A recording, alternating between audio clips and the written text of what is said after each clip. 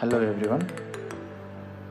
So మనం ఒక restaurant or ఒక హోటల్లో కస్టమర్ వచ్చి టేబుల్లో కూర్చున్నప్పుడు కస్టమర్ ఇస్తున్న ఆర్డర్ కిచెన్ నుంచి మళ్ళీ కస్టమర్కి ఎలా అందుతుంది అనేది ఈ వీడియో.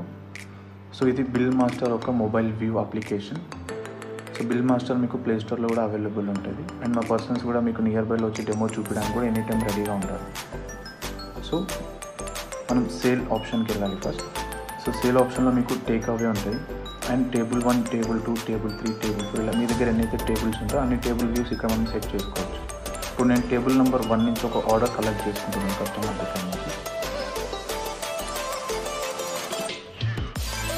సో బిర్యానీ ఆర్డర్ ఇస్తున్నా.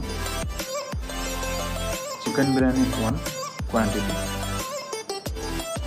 సో సేమ్ బిర్యానీలో మటన్ బిర్యానీ 1 క్వాంటిటీ ఇస్తున్నాను. సో ఇక్కడ మీకు కేఓటీ ఆప్షన్ పైన కనిపిస్తుంది. కేఓటీ. సో ఈ కేఓటీ అనేది మీ కిచెన్లో ఒక ప్రింటర్ కనెక్ట్ చేసుకోవచ్చు, లేదంటే మీరు క్యాష్ కౌంటర్ నుంచి కిచెన్కి పంపించవచ్చు. సో సెకండ్, టేబుల్స్ ఎన్ని మీ దగ్గర రిజిస్టర్ అయ్యాయి. సో టేబుల్ నెంబర్ 1లో ఆల్రెడీ కస్టమర్ ఉన్నారు.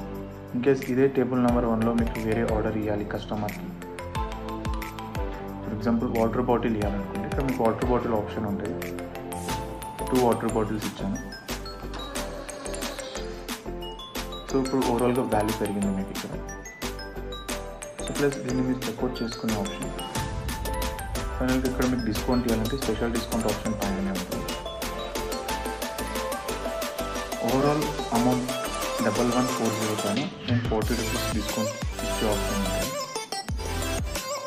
ఇక్కడ మీకు స్పెషల్ డిస్కౌంట్ ఎంత ఇచ్చారు, ఓవరాల్ జిఎస్టీ ఎంత అప్లికేబుల్ అయింది, ఓవరాల్ బిల్ వాల్యూ ఎంత. ఇక్కడ ప్రింట్ ఆప్షన్. ఇక్కడ మీకు ప్రీ బిల్, చెక్అవుట్ 2 ఆప్షన్స్ ఉంటాయి. సో నేను ఇప్పుడు చెక్అవుట్ చేస్తున్నాను. ఇక్కడ customer name, customer mobile number. So customer ఏ పేమెంట్ మొదలు పేమెంట్ చేస్తున్నాను. Cash, card, online, credit other. నేను క్యాష్ తీసుకుంటున్నాను. అయితే మీకు స్ప్లిట్ ఆప్షన్ కూడా ఉంటుంది.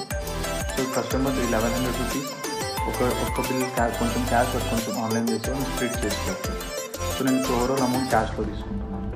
సో ఇక్కడ మీకు ప్రింట్ వద్దు అనుకుంటే డైరెక్ట్ సేవ్ చేసుకునే ఆప్షన్ ఉంటుంది. ఇది మీ సేల్స్ రిపోర్ట్లోకి వెళ్ళి రిఫ్లెక్ట్ అవుతుంది. అది కస్టమర్కి బిల్ ఇవ్వాలంటే మీరు ఇక్కడ ఓకే కొట్టచ్చు. సో మీకు ఓవరాల్గా బిల్ అనేది ఇలా రిఫ్లెక్ట్ అవుతుంది.